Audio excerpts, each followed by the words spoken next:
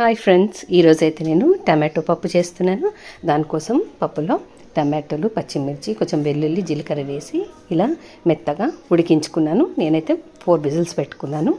ఇప్పుడు గిన్నెలో ఆయిల్ పోసుకొని ఆవాలు, జీలకర్ర, ఉల్లిపాయ, ఎండుమిర్చి, కరివేపాకు వేసుకున్నాను తాలింపు.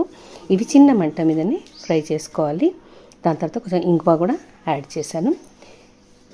ఇప్పుడు చిన్న మంట మీద మనము ఇవన్నీ మంచి అరోమ వచ్చేదాకా ఫ్రై చేసుకోవాలి. ఇప్పుడు కొంచెం పసుపు వేసాను. పసుపు వేసి కొంచెం ఫ్రై చేసుకున్నాక ముందుగానే ఉడికించి పెట్టుకున్న పప్పు వేసేసాను. సరిపడా ఉప్పు, కారం, ధనియాల పొడి వేసాను.